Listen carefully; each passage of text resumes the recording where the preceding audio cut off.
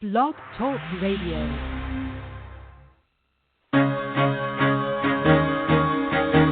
Carol the Coach. Sex, love, and relationships. We talk about it here. Carol the Coach. Compassion with contemporary relevance. I am a psychotherapist. I can be your personal life coach, and I can help you with your issues. There are no problems too small or too big. You can talk about anything. Speaker, columnist, radio TV host, and commentator. Carol the Coach brings messages of wellness and empowerment within reach of everyday people every day. Almost 5 years ago, I lost my soulmate in an accident. He was killed in a plane crash. Life just, for me, has seemed to stop. There are groups all over the city. I teach one. It is a specific way to start thinking so that you shift how you see the world, which then shifts your energy, and then you feel better and you actually see things differently. Carol the Coach. Always available, too, at carolthecoach.com. Now I've got Russell on the line. I'm 47 years old. I'm a truck driver. I'm married. I have a wife in San Francisco. Okay. I haven't been home in 6 months. My thing is, I don't know if I have a sex addiction or what the problem is. Why do I want what I can't have? And as soon as I can have it, I don't want it anymore. You're right on target when you say, I don't know if I have a sexual addiction. Well, guess what? Yes, you do. And you know what? That's my specialty, Russell, so you're at the right place. Continue. I meet women online, and I'm in a different part of the country. I travel all 48 states, so I love sex. I hear self-esteem issues. You never felt good enough, and you didn't feel like you were getting what you should have then, and you're reenacting that now. Do you want to change that about yourself? You get what you need.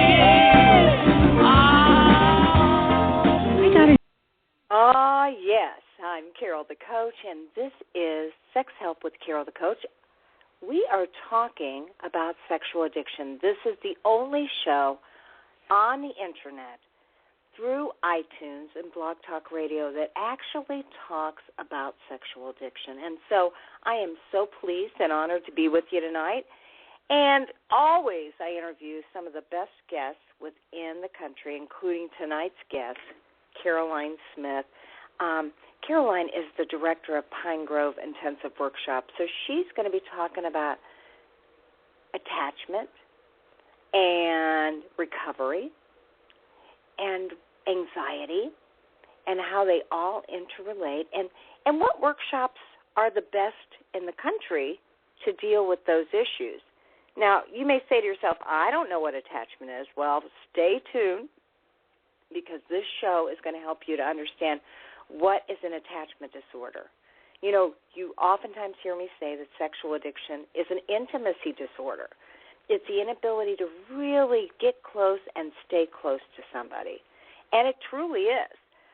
Now, attachment disorder has to do with not really being able to attach to somebody, typically from their childhood. And so we are so looking forward to Caroline talking about what is attachment disorder, how does anxiety play into it, and then what can you do about it? How does it relate to sexual addiction? And more importantly, what do you do about it? You know, how do you get over it? And it's not really about getting over it, but it's how do you treat it? How does one manage it? How do you recover from it? And how do you develop those relationships that you really want in your life? Because let's face it, if you have a sexual addiction, you more than likely have trained your brain to be overly stimulated and to light up when you're looking at pornography, when you're visiting prostitutes, when you're having multiple affairs, and when you're going to escort services, massage parlors, you name it, those kinds of things, exhibitionism, voyeurism, they all contribute to lighting up the brain in unhealthy ways. And as I've said, you have trained the brain. Now, part of good sexual addiction recovery is training the brain in a different way.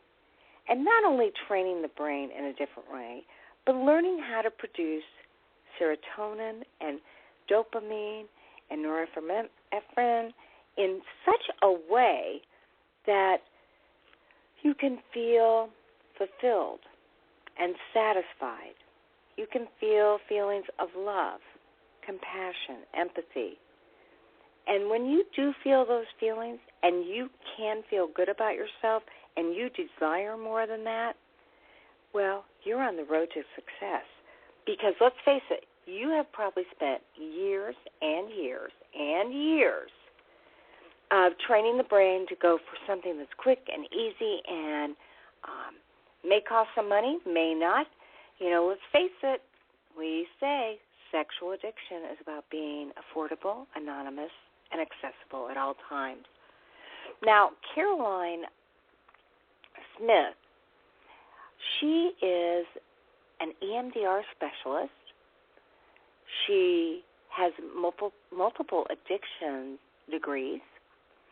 She is a sexual addiction therapist and supervisor.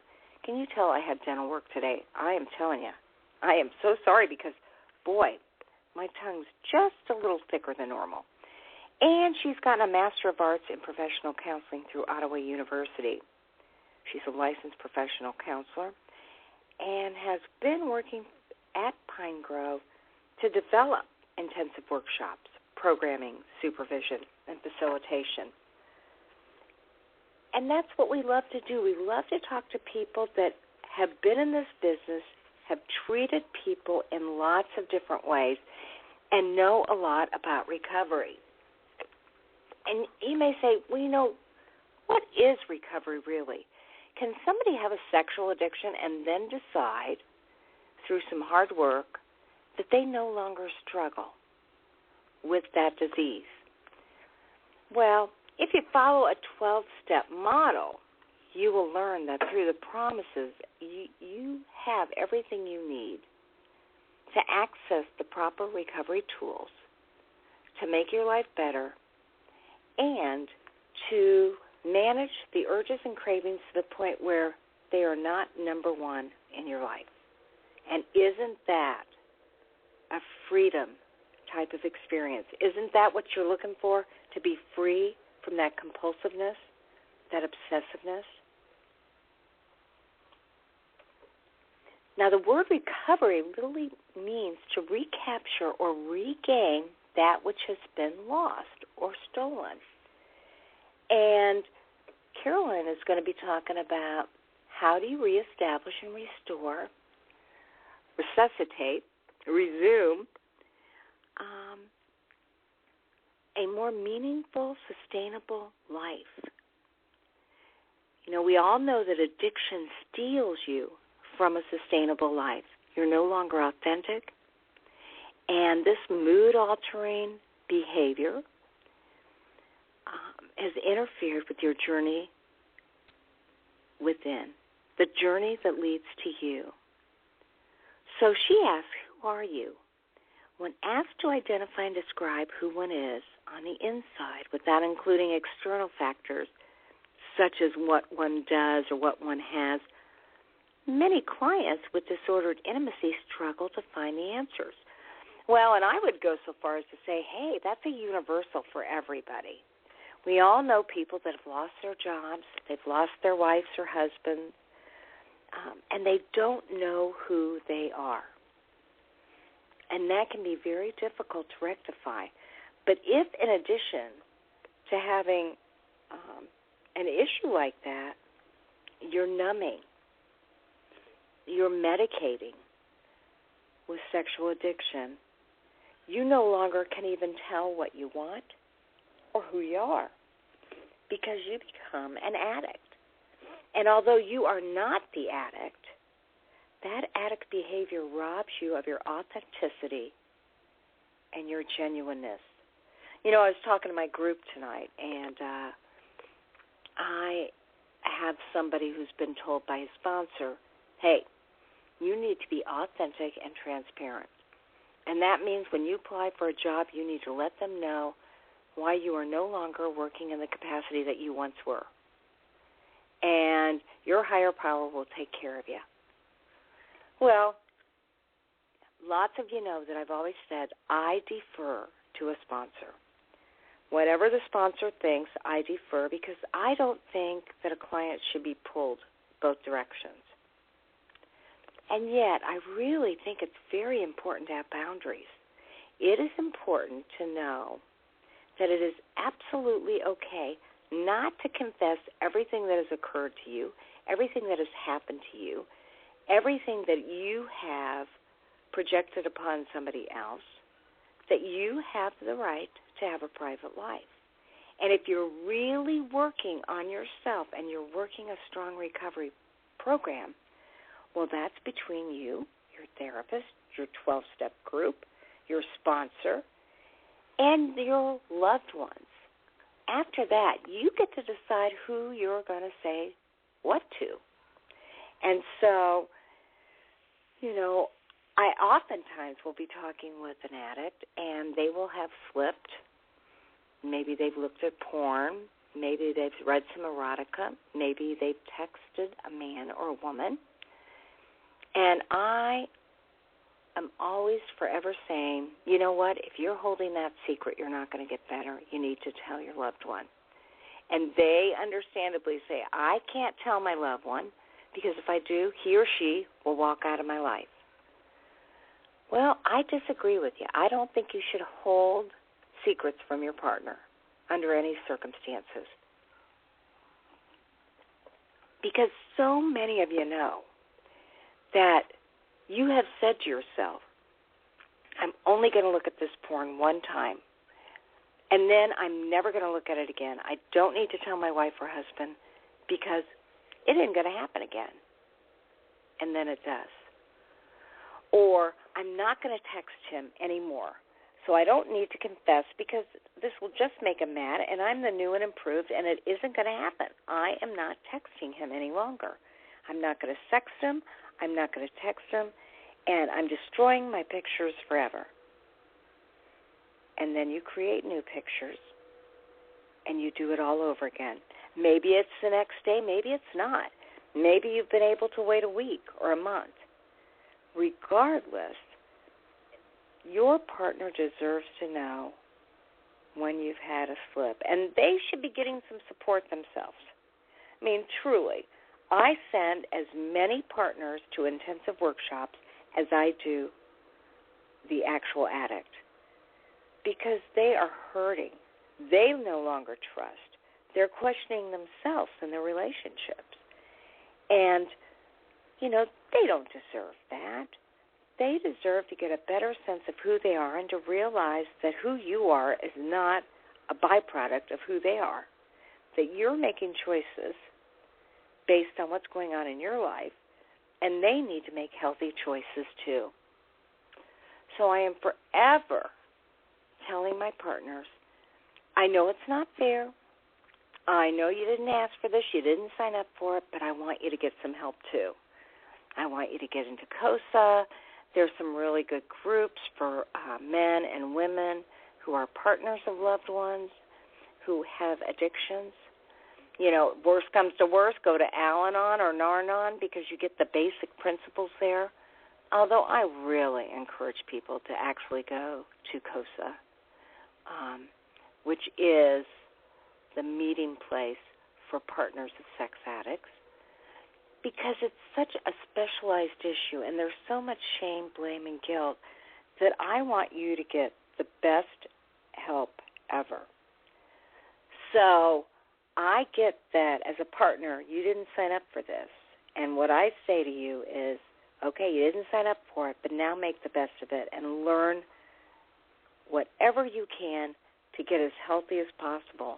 And here's what I guarantee, and I know this because I'm married to an addict of 20 years. He's an alcoholic, and he's been recovering for 20 years. And, what I know is that the work that I've had to do on me has made me a stronger, healthier, happier person. And I actually share a lot of gratitude that I have been able to do that work. And I might not have done that work had I not been married to a recovering addict. So process addictions, sexual addiction is by far some of the most difficult stuff to work with, and you deserve a lot of support. We're talking, you deserve to go to specialized meetings, to read books like Mending the Shattered Heart by Stephanie Carnes and other books for partners. You deserve to have a support team, your own sponsor, a great therapist, and to decide, if this weren't happening, what would you want to work on anyway? We all have something to work on. We're a work in progress till we die.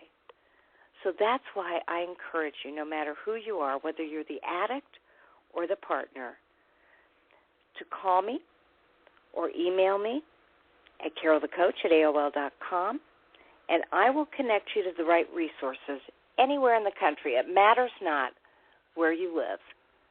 So I so appreciate the fact that it's very, very difficult for you, and I want to be that person that actually helps.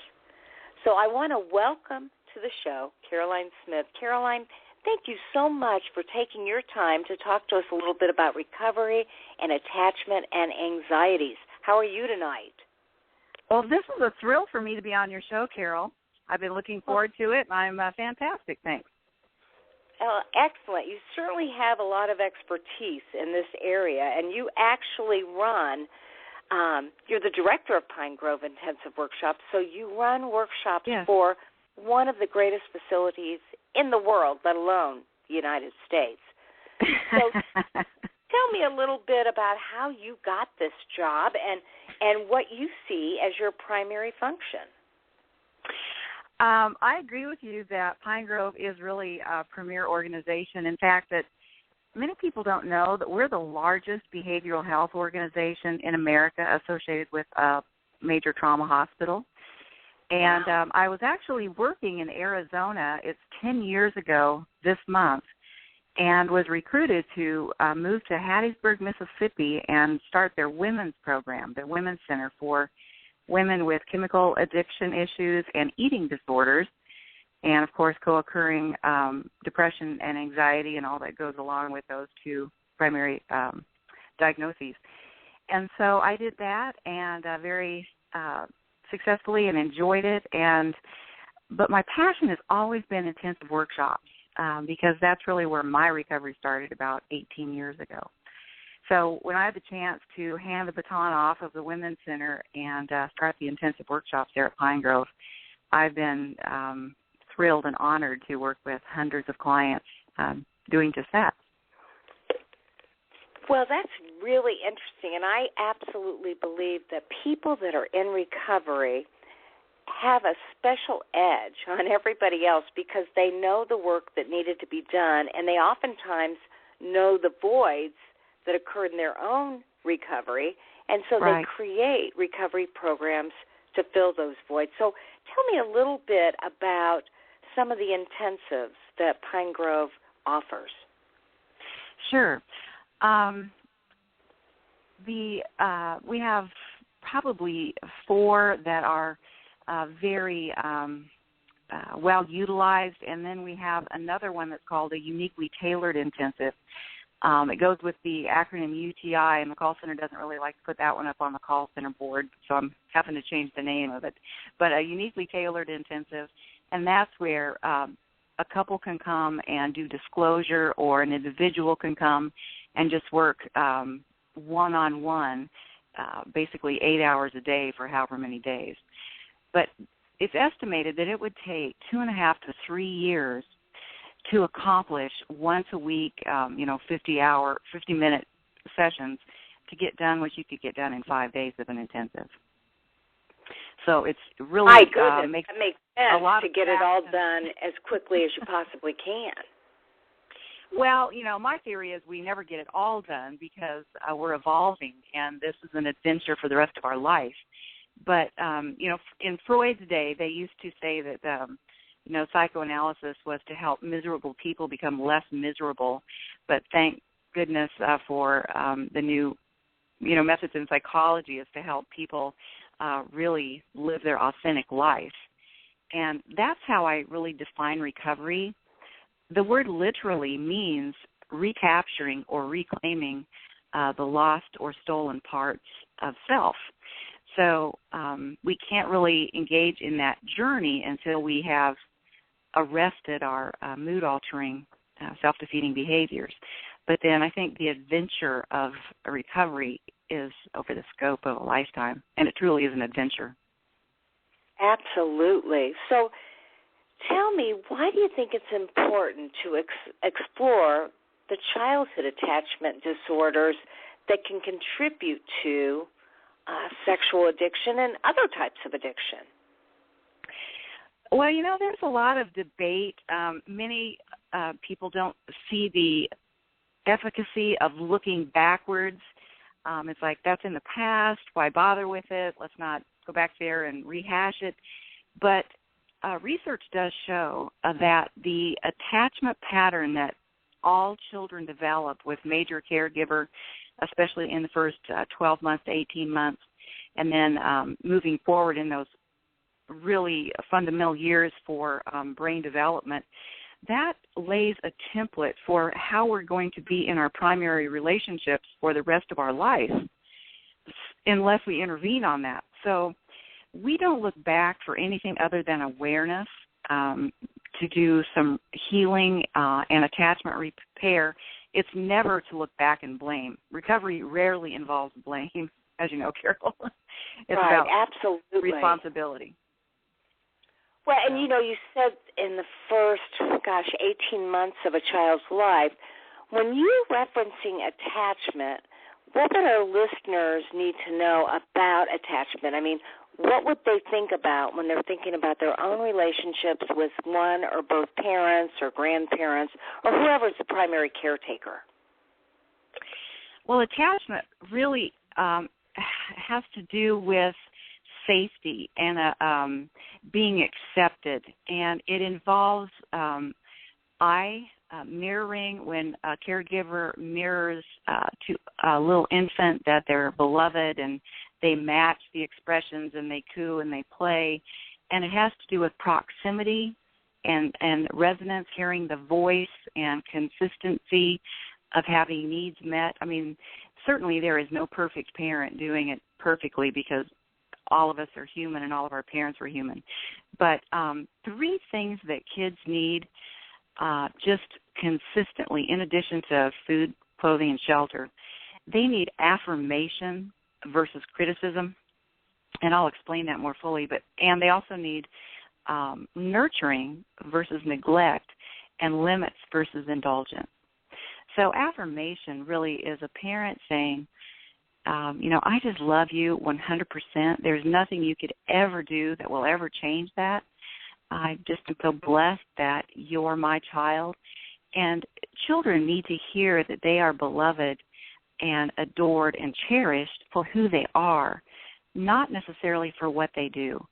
And when kids are validated for what they do, that can escalate into really sort of a cognitive trap that they have to do something to be acceptable.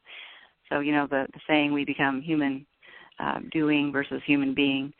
And then the other core issue is we need nurturing versus neglect. And the skin is one of the largest organs that we have, and all children need healthy touch consistently and nurturing with proximity. And some kids don't get much healthy, enjoyable touch, or the touch they get is painful. And so kids, to be able to self-soothe, to be able to learn the ability to internally self-soothe, that nurturing is absolutely necessary. And then limits versus indulgence. Our major caregivers really are our boundaries. They protect us, and they teach us how to contain ourselves. So that's also a skill that we need to develop many times if we didn't learn it in our childhood. And it helps us in our adult relationships not to have reactivity. When we learn that we can protect ourselves through boundaries, and then when we contain ourselves, we give the message that we value the other person and we're not going to violate their boundaries. Okay, now what do you mean by reactivity? So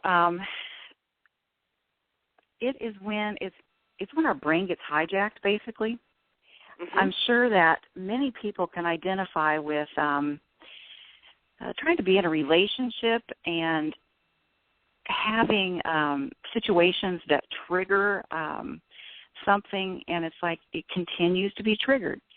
And it's bigger on the Richter scale of explosiveness, and we can be, the violence of silence, or we can just be really inappropriate, maybe rage is part of it, but it's not resolved. It is like a wound that is infected, and when a partner gets close to it and sort of steps on that bruised area, it's too painful. And so the cognitive reasoning part, the neocortex part of our brain, really at that point isn't utilized because we go to that survival mode in the limbic part of our brain. It's the midbrain, and we bypass our executive thought process. And so that's what I mean by reactivity. It is a repetition compulsion. Sometimes we set up scenarios subconsciously to resolve that which is yet to be resolved, and it can just we can manifest that same wounding with many different people in many different scenarios. Well, that's a good answer for that, because I'm telling you, so many people that are dealing with this issue, whether it be the addict or the partner, they feel like they don't have control of their emotions, and that there's this inner compulsion inside of them to act out or to react in ways that they don't want. So if I understand you correctly, what you're saying so oftentimes is that in early childhood, we don't have the models, the role models, to help learn how to self-soothe and to regulate emotions. And then if we couple that with experiencing neglect or those basic needs like food, clothing, and shelter, or, that affection or attention, it really shakes up our ability to both receive what's going on out there and to manage it appropriately, even at 18 months, at 2 years, at 4 years, or 5. Well, absolutely, and that's what I love about the attachment model. And also a model by Dr. Schwartz called internal family systems. It's like we have these parts of ourselves. It's like an internal family reunion, and the family's not getting along so good sometimes. But the attachment theory talks about secure attachment, and that's what we work as an adult to achieve, is earn secure attachment. And so we have to really look at what secure attachment, how the manifestation, or how we can evaluate if we are living a life that's demonstrating secure attachment. And some keys to understanding that would be a person that understands that everyone on the planet has equal worth and value, intrinsic equal worth and value. And a lot of times clients have a faulty belief that if they have a certain net worth, or if they are a certain size or a certain age or a certain ethnicity, then they have more value or less value. That is a core issue that really needs to be addressed. And we really propose that they consider that our behaviors bring us consequences that we can evaluate. But the issue of self-esteem, that word esteem comes from the word estimate, and many times we do not estimate accurately our worth and value, our intrinsic worth and value. And somebody that had some abandonment in their attachment process as a child grows up to have anxious attachment patterns in their adult relationship. And I see this a lot with people married to somebody with sexual compulsivity. Many times they had some sort of abandonment in their childhood, and they're terrified of being abandoned in their adult relationship. And conversely, the person often that has some sexual compulsivity was enmeshed by a parent, and that's falsely empowering to that child. And so they get the faulty conception that they're one up or better than their partner. The person that had abandonment, it's disempowering, so they feel less valuable sometimes. So that first core issue, we do a lot of work around to really help the person break through and realize whenever we compare ourselves, we're living in a lie. To compare is to despair. Oh, exactly. Now share a little bit about the ego states behind attachment styles.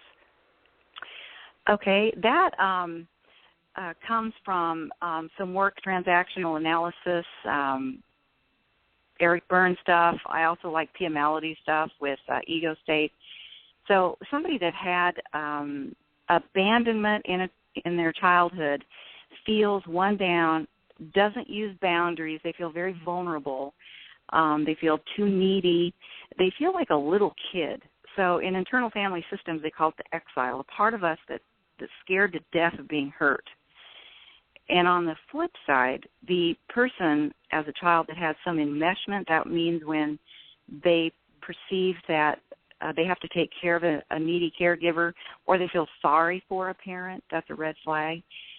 They feel one up, and that ego state feels like an sort of a angry or aggressive teenager. I call it like the babysitter that's watching this little exile. I'm a visual person, so I like the idea that the teenager is driving the car, the sort of reckless, I don't need anything, I'm better than, craves intensity teenager part is driving the car, and the little kid's in the back seat getting just spun all around, and the actual adult that's supposed to be on board has been locked in the trunk. So that's a recipe to drive off the cliff and to really do some self-defeating behaviors.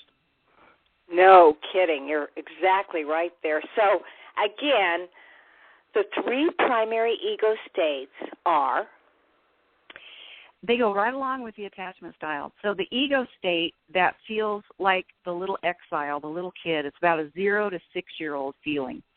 And I don't know if, your listeners will identify, I certainly do, sometimes in certain situations being triggered to where I feel small and inadequate. Or I can be triggered no matter, and this is where the limbic stuff, the midbrain stuff sort of gets triggered, and I can feel one up or better than, kind of needless, I'll fix you, hyper-controlling. Those ego states go along with the anxious attachment style and the avoidant attachment style. To be in the middle and to have healthy, secure attachment, that ego state would be age congruent, a functional, healthy inner observer and an inner leader. So the ego state is just another way of saying, I feel small, or I feel, rage is also one way that is a red flag for that avoidant ego state, sort of a one-up, I don't care if I slam the door in your face type. Got it. So tell me, because, there are these three primary ego states, and like you said, our listeners, probably have felt small before or have felt that leadership. What are the characteristics of a secure attachment, the opposite, so that we can know what that is supposed to look like? Right. I think that if we can be in, I call it the middle of the tree, or solid and in internal core about 75% of the day, then we're having a really good day. Recovery isn't about perfection. It's about knowing when we're slipping off, what lie we're telling ourselves or what need we're not attending to. But secure attachment in 5 basic points, the person understands their self-worth and value equal to everyone on the planet. And they set and maintain boundaries, not to manipulate other people, but merely to protect and contain themselves. Unexpressed expectations are really premeditated resentments. So if we expect people to know what our boundaries are, we are setting up resentments for ourselves. So it's to create and to verbalize and maintain healthy boundaries of protection and containment. And boundaries, basically 3 areas: the internal, emotional, psychological boundary, the physical boundary, which is probably the easiest for all of us, and then the sexual boundary. So the next issue then is to live in reality.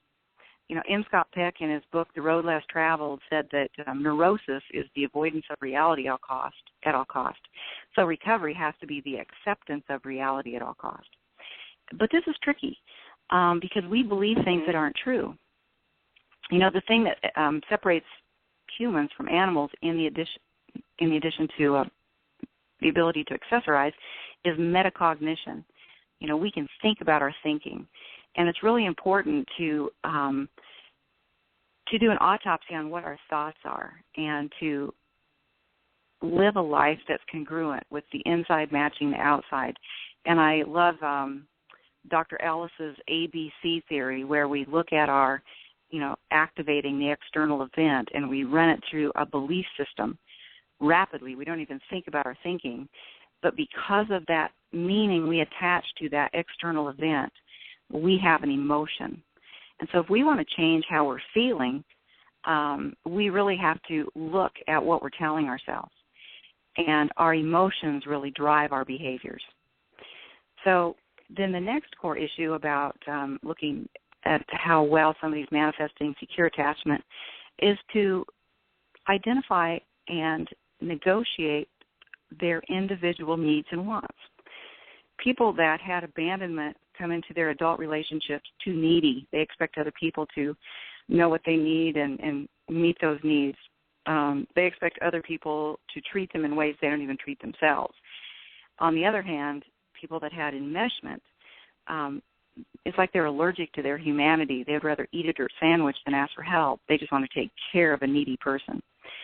So secure attachment is knowing what you need, and every decision is based on that fulcrum. Will this decision bring me closer to getting those needs and Mets want, or further away from it? So it's an intentional negotiation. If we don't know what we need, though, or what we want, we're rarely going to have that satisfied. So that's part of the lifelong exploration. It's like falling in love with yourself and having an affair with yourself to discover who you really are. And then the next core issue is to have emotional intelligence. People with secure attachment know what they're feeling, and there are comfortable and uncomfortable feelings, of course. There are no good feelings and bad feelings, because all of our feelings bring us gifts. You know, the feeling of, I'd rather have joy, passion, and love than anger, shame, guilt, fear, but all of our feelings bring us gifts.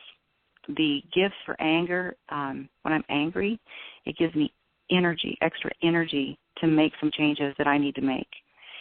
If we have fear, that gives us wisdom for protection. Pain, when we feel pain, that gives us the ability to heal. C.S. Lewis said, God gives us pain so we'll grow up. I hate that one, but, you know, sometimes looking back in my own life, pain motivates. I don't think we want to waste our pain. So to have the ability to really experience our emotions in real time. Now, if somebody had abandonment in their childhood, they are going to be the ability to moderate affect or emotion is going to be limited, and their behavior has some impulsivity. Versus on the other side, they're going to be alexithymic. If they had enmeshment, because they had this emotional vampire sucking their energy when they were little, they use a wall instead of a boundary, and they're very cut off from their emotions. You ask somebody on that side what they're feeling, and they'll probably tell you what they're thinking, and they're hyper-controlling of themselves and others, because control is a way to mood alter from anxiety, and so they're hyper-controlling. And the side that I'm talking about that feels one-up and uses walls, image management, tries to be perfect, dismisses their own authentic needs, that's the side that many of my clients that have sexual compulsivity, that's the side that they're on. Because sex addiction is not really about sex. It's about intensity. Just like eating disorders aren't really about food, it's a way to mood alter. And so just stopping a maladaptive behavior isn't going to get us much progress. We need to really look at the roots and the etiology, and it's a bigger, more exciting issue than just cessation of some behaviors. So if somebody has an anxious attachment, obviously that is generated by the anxiety of probably not getting their needs met in childhood, What would that Right. look like? I mean, obviously, someone would more than likely be very controlling, very insecure. What else? Very insecure and a limited ability to set boundaries because they're terrified of being abandoned. So it's almost like they're a chameleon. You know, I heard a joke one time, how did the chameleon finally die? It wandered into a box of Crayolas and exploded. You know, this person just tries desperately to be accepted, and they're afraid if they set a boundary or have a preference that they're going to be left or rejected. So this is the kind of person that says, you know, you say, where would you like to go to dinner? And so, I don't care, you choose. What movie do you want to see? Oh, it's whenever you want. I mean, it's the classic undifferentiated sort of person that's just there to kiss your feet and hope that you're happy and never leave them. Right, and of course that gets old after a while for both the person and the partner. Of course. Well, the partner that's attracted to this anxious attachment style is the one that has the avoidant attachment style. Yeah, say a little bit about the avoidant attachment style.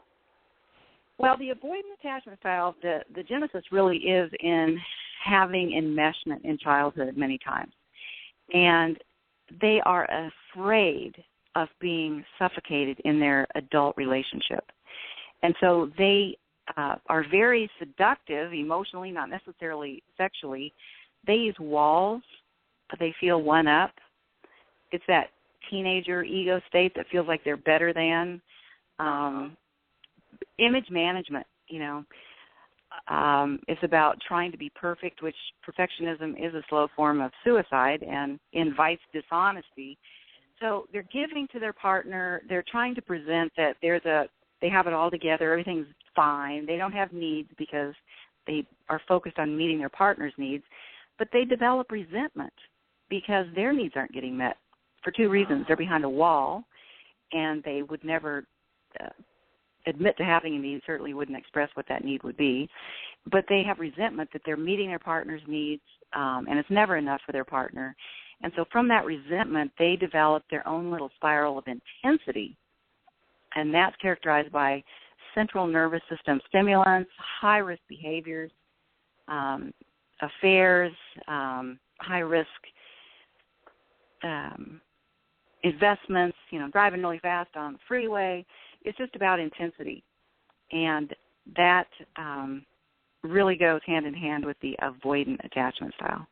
But the person with so when you say that, is that similar to Pia Melody's love pursuant, love avoidant personality? It definitely incorporates Pia Melody and the Dr. Schwartz internal family systems and the attachment theory and Eric Berne. Those four theories all say the same thing. So the answer is yes. Okay. So obviously, when you're talking about these type of characteristics in the person, I would think that these people would be in great pain and would want to get as much help as possible. And you've actually developed some intensive workshops as a good starting place for getting the help they need. Is that correct? Absolutely. We have a workshop called Mending the Shattered Heart, and I actually have a chapter written in Dr. Stephanie Carnes' book with the same title, and it's for people that have just found out that they have a partner that's been unfaithful sexually.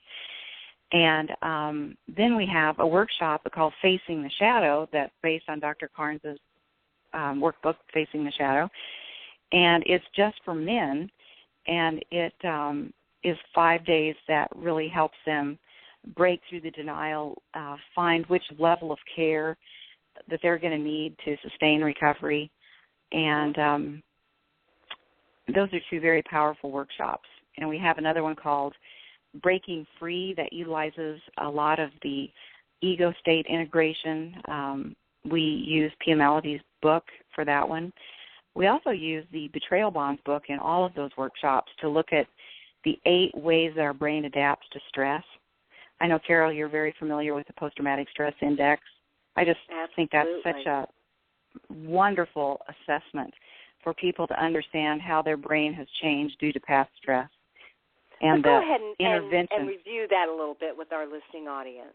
Sure. The book is called The Betrayal Bonds, and it's by Dr. Patrick Carnes, and it looks at, and the actual assessment is in the book, and it looks at 8 basic ways that people's brains adapt to deal with stressful events. And the first score is really a raw trauma score. It doesn't diagnose post-traumatic stress disorder, but that first raw score would be dealing with a criteria for that diagnosis, like hyper-startle response, problems with sleep and concentration. Then the subcategories are trauma repetition. We talked a little bit earlier about that as replicating the trauma subconsciously to try to resolve it, but we can't resolve it in the midbrain level. We just keep digging a hole deeper for ourselves. Then I think the next one is trauma bonding. That's where we trust people that are not loyal, that don't deserve that continued trust. People might be exploitive. I think of it like the movie The War of the Roses, the last scene where they're hanging from the chandelier and they're about ready to crash, but they certainly wouldn't let go. They're just trauma bonded. And then there's a trauma shame score. When someone has acted in a shaming way in the past without boundaries, we take it on, and that shows up in really carrying someone else's emotional shame. We call it toxic. And in our workshop, we do a lot of guided imagery to get rid of that shame, and we take it to the corner, so to speak, and dump it. And then there's trauma pleasure, which is a lot of times sex addicts score high on that one. It's about seeking intensity. There's also trauma blocking, people that use central nervous system depressant drugs, alcohol, benzodiazepines. I say QVC and Krispy Kreme might fall into that. It's about blocking the pain. And then there's trauma splitting, which is it can manifest in many different ways. It can be hallucinogenic drugs, or it could be excessive daydreaming, or living, incongruent life, 2 sets of books, so to speak, present one way here, and but truly it's different on the inside. And then trauma abstinence is a way that many times when people don't have their needs met, it's so painful that they develop an aversion to having a need. And so there's some secondary gain of feeling like, well, I don't need what other people need, and that's we call trauma abstinence. So, and there are interventions for each of those different neural pathway adaptations that are significant and help a person in their healing journey. Well, that was a very nice description of trauma bonds, and I'm sure that will get people to want to read more about that, because clearly, if they've had attachment issues, they really need to be able to see how that plays out in their current day life. And they may understand their compulsions and realize that they're there, but they may not understand why they're there or what they can do for that. So, again, you have a workshop at Pine Grove that actually deals with that.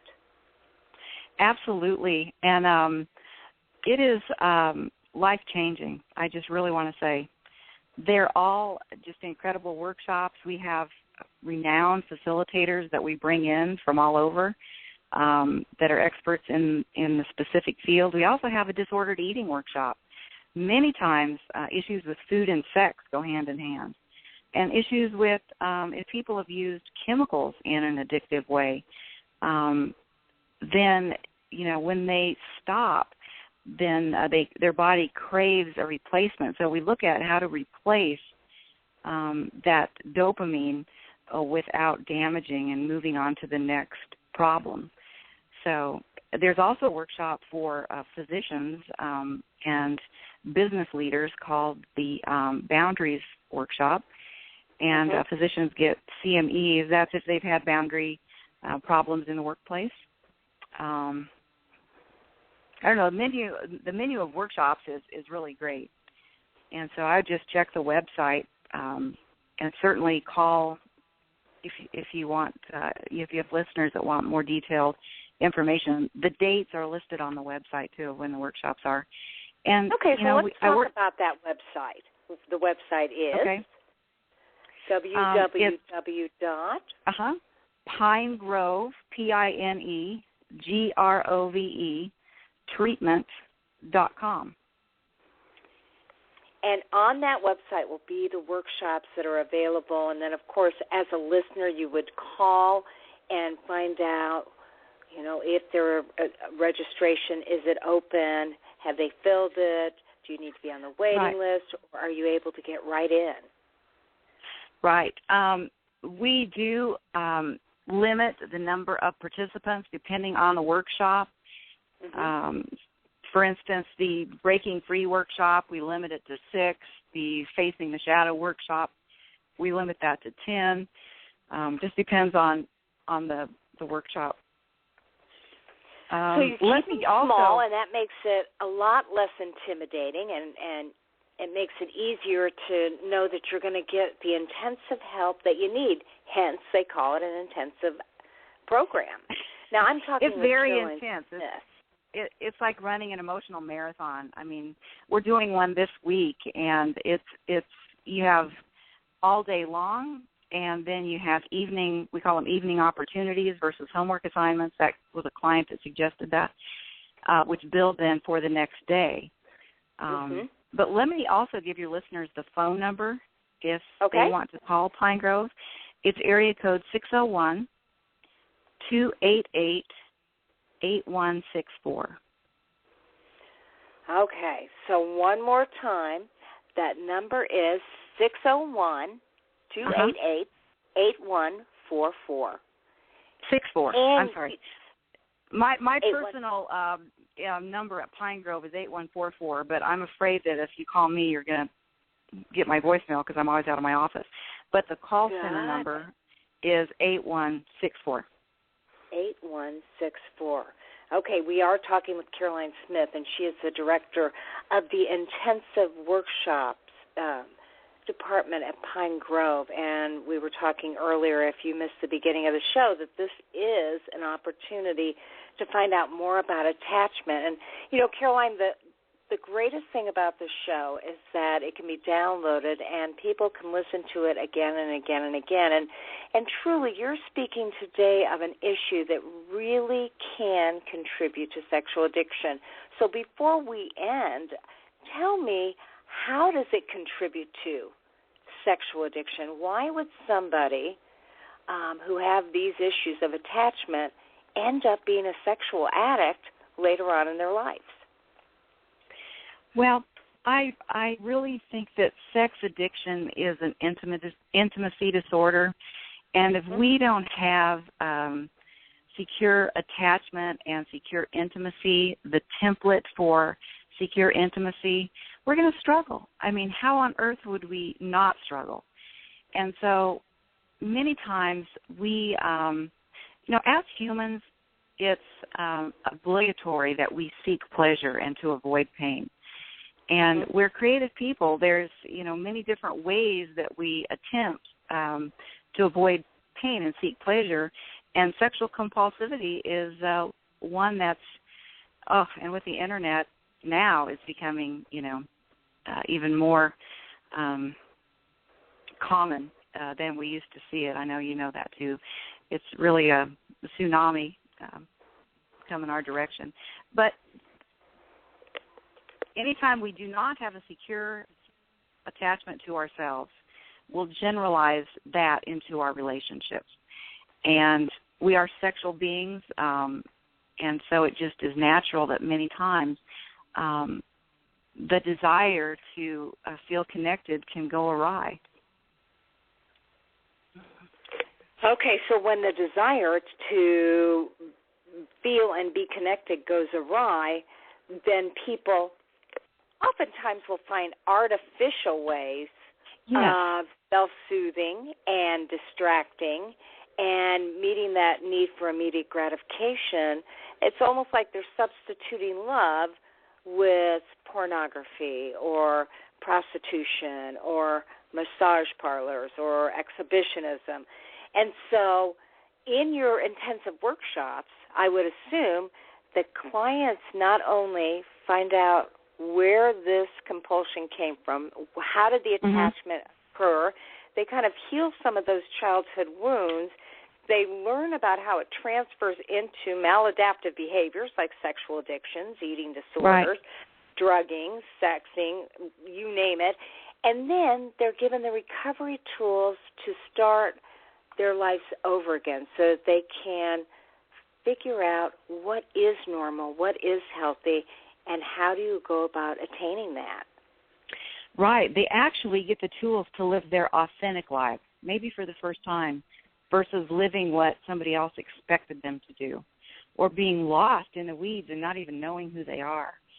When we ask our clients, who are you on the inside without describing anything that you do on the outside, oh my goodness, they struggle.